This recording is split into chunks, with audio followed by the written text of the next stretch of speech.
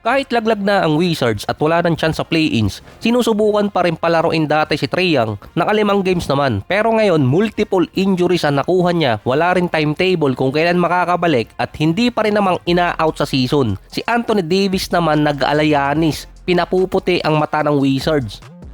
Hindi pa rin kasi naglalaro si AD para sa team. Hindi rin yun para maghabol, kundi para makita kung ano ang magiging part niya sa team pagdating next season. Bilang decision maker din yun para sa Wizards pagdating naman ng off-season. Ito ay kung i-retain siya or pagbibigyan ng request niya. Gusto makita ng Wizards ang tandem ni Trae Young at ni Anthony Davis na mukhang malabo ngayong mangyari dahil injured ulit itong si Trae Young. Makalaro man si Anthony Davis, wala na rin naman kasing bearing para sa Wizards, pero yung makitang kasama niya itong si Trae Young, lalo na yung batang sentro ng Wizards na si Alex Sarr, yun ang decision maker para sa kanila. Na-i-re-evaluate na si Anthony Davis at hindi pa magaling yung injury niya sa kamay. Hindi naman kasi niya pina-opera. Sa Dallas kasi dati, 6 weeks ang sinabi niya na maglalaro siya kahit meron siyang injury nun at habang nagpapagaling din.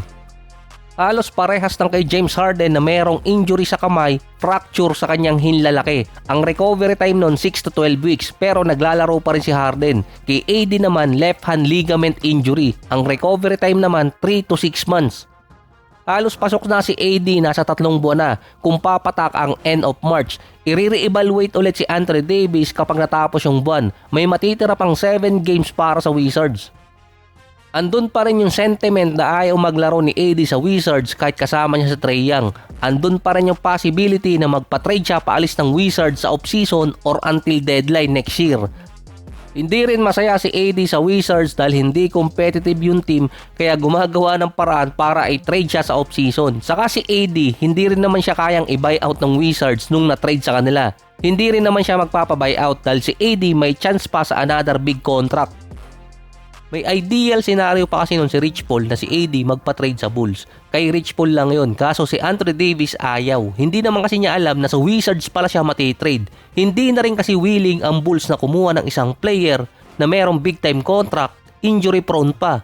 Naghahabol kasi sila ng mga draft picks at young player. Ang Denver Nuggets naman nakompleto na rin, puwera usog, nakabalik na si Peyton Watson. Nakompleto na rin yung starting lineup ng Denver. Another win para sa Nuggets kontra sa Blazers, 128-112. Another triple-double para kay Nikola Jokic. May bago pa ba? 22 points, 14 rebounds at 14 assists. May average na si Nikola na 28 points, 12 rebounds, 10 assists per game. Siya ang leader sa rebounds at assists ngayong season, pati na rin sa triple-double. Kailangan na lang ni Jokic ng 68 assists para magkaroon ulit siya ng triple-double season average. Nasa 17 triple-double na lang din ang lamang ni Westbrook kontra kay Jokic. Meron pang 10 games na natitira ang Nuggets. Pabiro kasing sinabi dati ni Nikola na i-break niya ang record ni Westbrook last February 2025. Si Westbrook noon merong 199 triple-double, ngayon naman 209. Si Jokic nasa 155, 44 pa ang agwat ni Westbrook kontra kay Nikola noon. Ngayon naman 70 na lang at kailangan ni Jokic ng 18 para ma-break ang record ni Westbrook.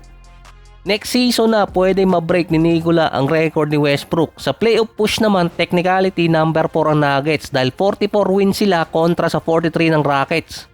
Paramihan pa rin ang panalo dahil sa 82 games. Kontrolado naman ng Spurs at OKC ang standing sa West dahil depende kung sino ang palalaroin nila sa mga susunod na game. Number 1 at number 2 na kasi sa standing itong San Antonio at OKC. 3 wins na lang kasi ang kailangan ng Spurs para ma-secure talaga ang number 2 spot. Tapos yung San Antonio, 2 beses nila makakalaban yung Nuggets pa at tanging sila lang yung top 6 teams na makakatapat pa ng Spurs. Sa malamang sa comment section, sasabihin paano mo nalaman na kontrolado ng San Antonio. Kasi dati pa pinagsasabay yung mga games sa last 2 games ng season para walang laglagan. Pwede kasing mamili ang San Antonio kung LA, Rockets or Nuggets ang makakabracket nila. Kung sino kasi ang makakakuha ng number 3 at number 6 sa standing.